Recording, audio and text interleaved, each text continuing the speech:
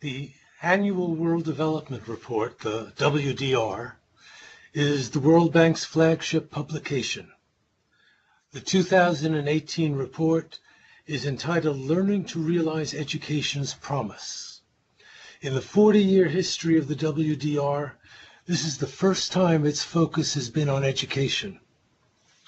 Many commentators have welcomed this as needed in this time when education systems around the world face so many challenges. I am less sanguine. While the report has some positive features, I see it as part of the bank's long-term, very narrow view of education. I want to talk about three topics: learning, teachers, and finance, and then talk some about the World Bank itself. In terms of learning,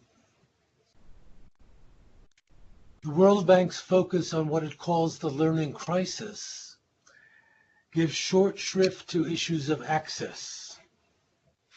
While the 260 million children and youth who are out of school are mentioned briefly, there is no attention paid at all to what is needed to get them an education. And of course, they are the worst victims of the learning crisis.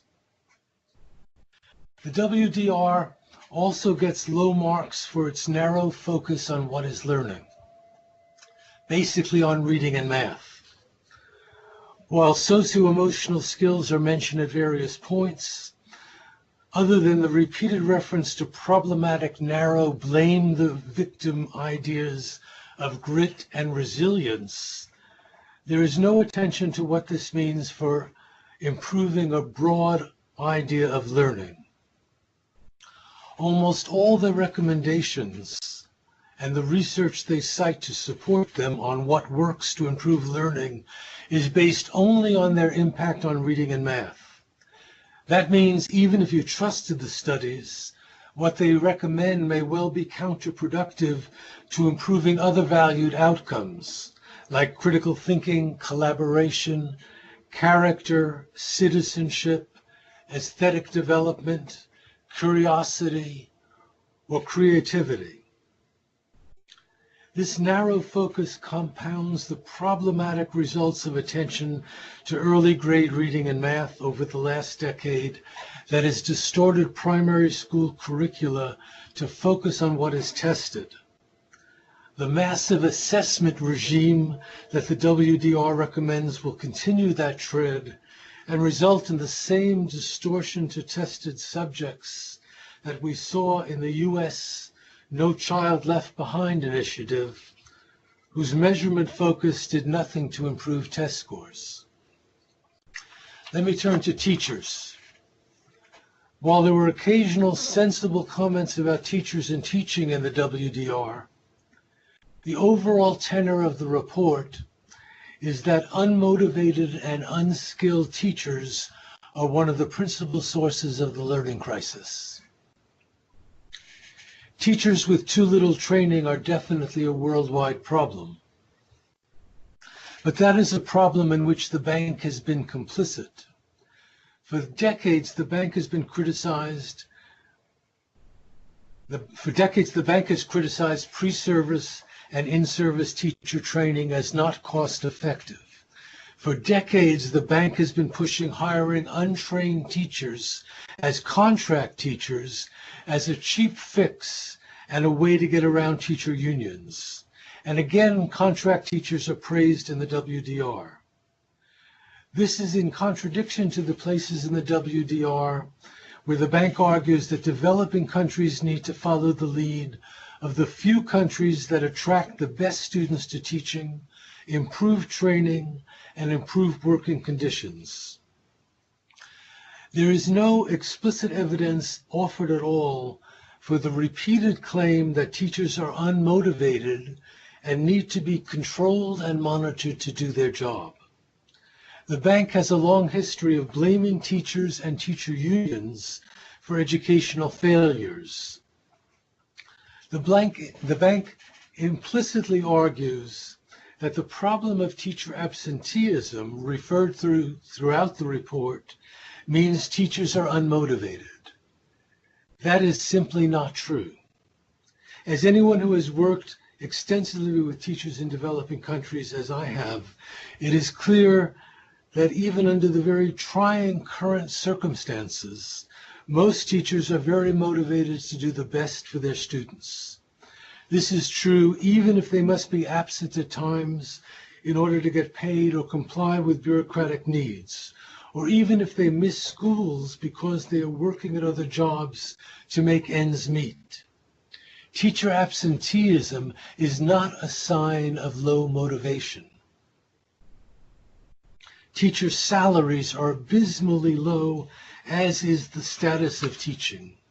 Because of this, teaching in many countries has become an occupation of the last resort, yet it still attracts dedicated teachers. Once again, the bank has been very complicit in this state of affairs, as they and the IMF for decades have enforced neoliberal Washington consensus policies which resulted in government cutbacks and declining real salaries for teachers around the world. It is incredible that economists don't realize that the deterioration of salaries is the major cause of teacher absenteeism, and that all they are willing to peddle is ineffective and insulting pay-for-performance schemes. Let me turn to finance. One of the biggest problems with this WDR is the lack of any serious attention to whether and how to finance meeting the learning crisis and other educational challenges. There is a section with a title, Spending More or Spending Better, or both. Spending more gets short shrift. Maybe, sometimes is their answer, emphasizing that more money doesn't lead to more learning. This is even a weaker approach than the tenor of the bank reports for many decades, in which they devote a line or two saying that yes, more money is needed, but then spend the rest of the report giving their narrow views of what more efficient spending would mean. More money is needed, and more money makes a difference. The bank's approach to finance contradicts the most sensible parts of the WDR that lay out all the many very expensive things that have to be done to solve the learning crisis, including better prenatal and postnatal care, tackling widespread stunting and malnutrition, home visits and caregiver programs to support parents of young children, daycare centers for the very young, followed by 3 years of quality preschool, making available libraries and recreation centers, eliminate chemically toxic and physically dangerous environments, attracting the best students into teaching, improving pre-service and in-service training, using technologies that complement teacher skills, improve school management, lower school fees and costs, provide cash transfers and psychosocial support, remedial and dropout preventions for at-risk school youths, and more. All of these are mentioned in the WDR. Unfortunately, they are not serious about this very impressive agenda. Nowhere do they say that implementing this agenda will be very expensive, nor do they mention the costs of the 260 million children and youth that are out of school and getting them back in school. Nor do they mention decades of UNESCO studies that say we are facing a vast shortfall in international assistance to the tune of $40 billion a year, 80 times what the Global Partnership for Education has managed to cajole from donors. This is a bank full of economists. Finance should be front and center, not forever buried in some yes, but asides.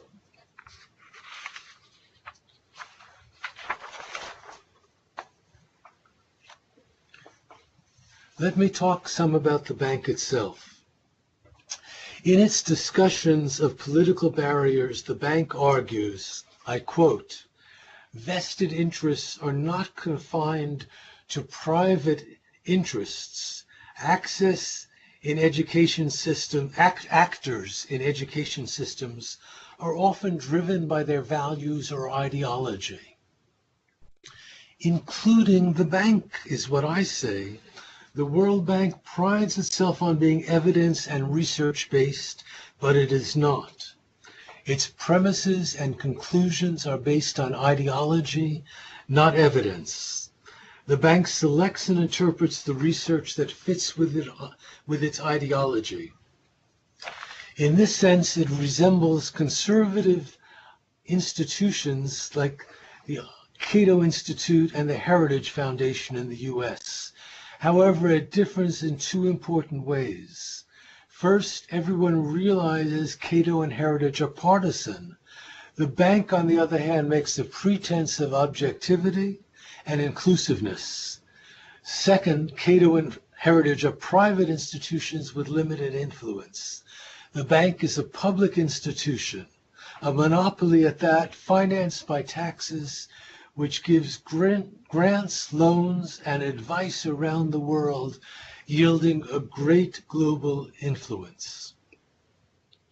The ideology of the bank is neoliberalism, a term bank economists barely acknowledge. In the 1960s and 1970s, liberal education economists at the bank routinely recommended substantial investments in education access and quality financed by progressive taxes. Without any basis in evidence and with specious reasoning, the bank, along with the IMF, imbibed and spread so-called Washington consensus policies for the next 4 decades through structural adjustment programs and their successors with PRSPs, delegitimizing government and starving the public sector of resources. Of course, there is a learning crisis. The world is replete with crises of education, health, poverty, development, environment, war, and more. How the bank and other neoliberal institutions frame these crises, cast blame, and offer solutions, as we have seen, reflects their ideology. In education, the WDR privileges a narrow view of learning, separates it from attention to access, blames teachers, and unbelievably does worse than ignore finance, actually questions whether more resources are needed. In my view, we shouldn't have economists writing these influential reports and making these decisions. Contrary to decades of the bank legitimating knowledge and practice, leading the charge for education and health or the environment should not be the business of banks run by a particularly narrow school of economic thought. This school of economics hides its ideological recommendations behind a veneer of science. Bank staff are well-intentioned and intelligent, but hopelessly biased. They are hired and retained because their perspectives fit with the narrow views that dominate the bank. Education International, with this launch, has put together about 20 works by people in our field who have fundamental disagreements with the WDR. Yet contrary views are nowhere to be found in the WDR. And literally millions of people around the world hold contrary views. I once attended a bank seminar on a health WDR that the bank did. It was clear that there were many disagreements with the analysis and conclusions of the WDR. When asked why these disagreements were not highlighted in the WDR, the response was that telling more than one story would be confusing. This should be unacceptable. I am currently co-teaching a course on SABER, or SABER, the bank's effort to find and disseminate the best global practices in education. SABER, the WDR, bank strategy papers, much of the field of economics, all treat the question of best practice as a technical issue. Amassing the evidence and finding the most effective or cost-effective practices. Best practice is not a technical issue. Partly the issue is context. What works is different in different contexts, and the bank has justifiably been long criticized for its one-size-fits-all approach. But the issue is not only context. Regardless of context, best practice is debated. The evidence for best practice is debatable. There are multiple stories of why there is a learning crisis and other crises, and multiple approaches on what needs to be done. We do not need a narrow group of economists deciding what to do. Solving these crises depends on widespread democratic participation and debate. To conclude, the bank is just one part of world system structures, but it is a prominent part. One thing we need to do is to challenge the legitimacy of the bank and the IMF. A few decades ago, there was a strong 50 years is enough campaign that did so. We need to revisit that campaign that said 50 years of the Bretton Woods institutions is enough. We are now coming up on the 75th anniversary of their founding in 2019. The bank and the fund are undemocratic, technocratic, neoliberal institutions unfit for the necessities of today's world. It is high time for a new Bretton Woods conference to rethink and reformulate the role and nature of these institutions. Thank you.